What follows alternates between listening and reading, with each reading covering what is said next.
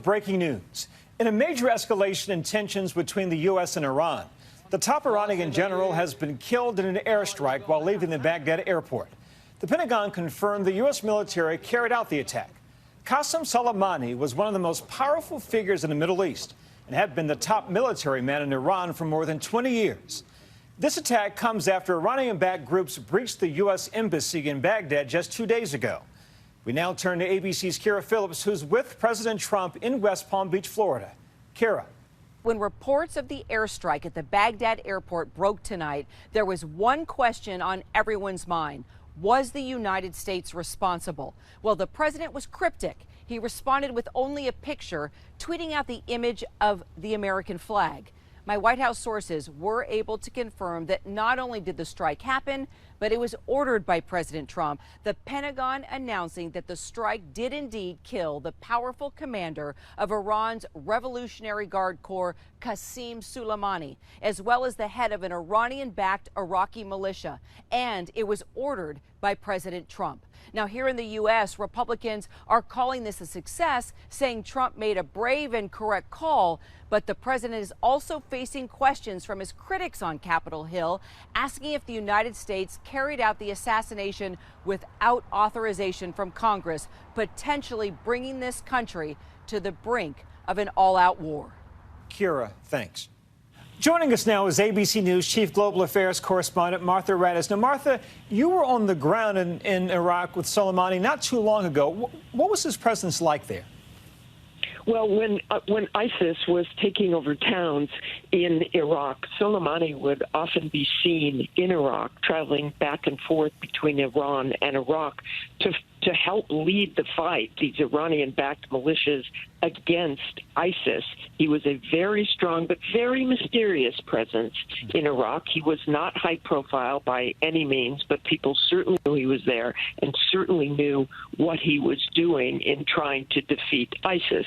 But I will also say that his presence was felt throughout the war there because he was responsible for the deaths of many Americans, and I heard soldiers and generals and everyone talk about that and what the Iranians had done and the Iranian weapons that were present in Iraq and targeting American troops. So clearly this is a victory tonight then for the Trump administration, but I would imagine that Iran will have a response, yes? I think it's almost certain Iran will have some sort of response, even given what we've heard from them this evening in tweets, and that the United States in some way will pay for this. I think the important thing here to look at in any kind of Iranian response is whether they take credit for it. Remember with the attacks earlier this year on the Saudi oil fields and the drone attacks, they talked about the drone, but they did not talk about the Saudi oil fields. They did not take responsibility for those attacks. In fact, the foreign minister of Iran told me in person when I was in Tehran that some of those must have been photoshopped, that they weren't responsible for those things.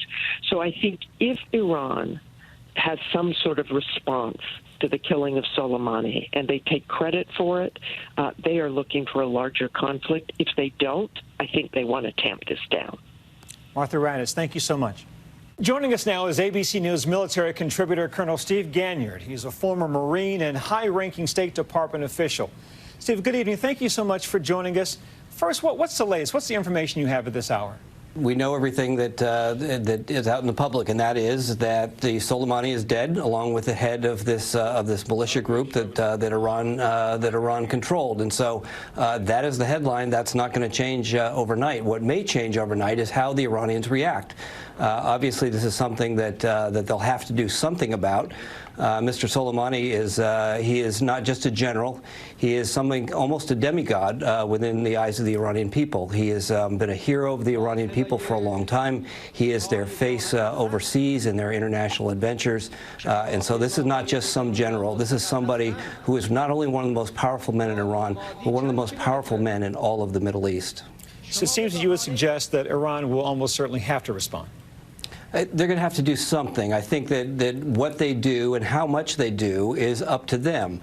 The administration did two things that were very interesting today. One is that they said, we will hold Iran responsible for anything that happens. That means no surrogates, no Hezbollah, no tankers in the Gulf just mysteriously blowing up, no global hawks being shot down. Anything that happens, Iran will be held responsible by the U.S. So they no longer have the ability to hide behind their proxies, to hide behind their surrogates.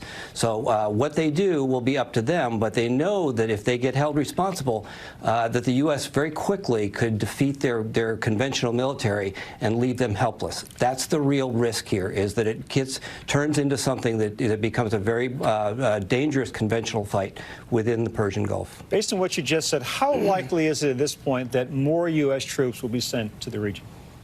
I think the posture that we have there is quite strong. It's certainly enough to deal with anything that the Iranian military could throw at the U.S. It just depends on what kind of response comes from it. If the Iranians decide to do something quiet, to hit back just to show that they did, then it'll be probably something that the troops there will be able to handle. The real danger here is, does it get out of hand? Do the Iranians respond, try to deflect the anger that is inherent in the Iranian people towards the Iranian regime?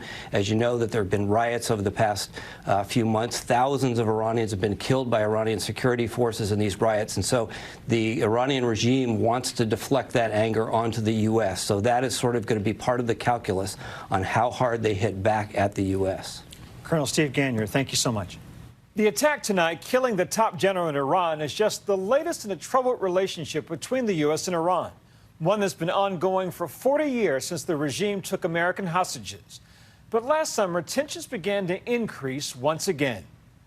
The U.S. calling the strike a success. For the Iranians, almost surely a call for retaliation.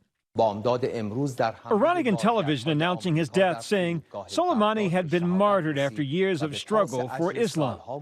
The Department of Defense confirming the attack, saying it was done, quote, at the direction of the president, adding this strike was aimed at deterring future Iranian attack plans. The attack came after continuing tension between the U.S. and Iran. In 2018, President Trump pulled out of the Iran nuclear deal brokered by President Obama. This was a horrible, one-sided deal. Just days ago on New Year's Eve, Do I want to? No. I want to have peace. I like peace.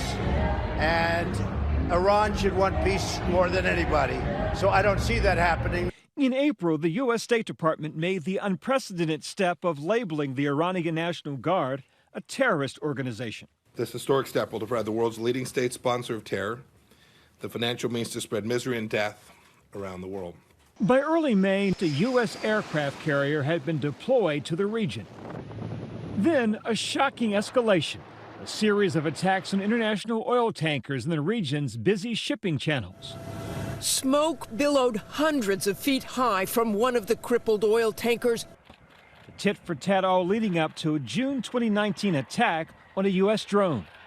The Pentagon claims it was flying in international airspace, but Iran maintains the drone was in their territory. The Pentagon readies an airstrike, only to see a stunning reverse in course around 7 p.m.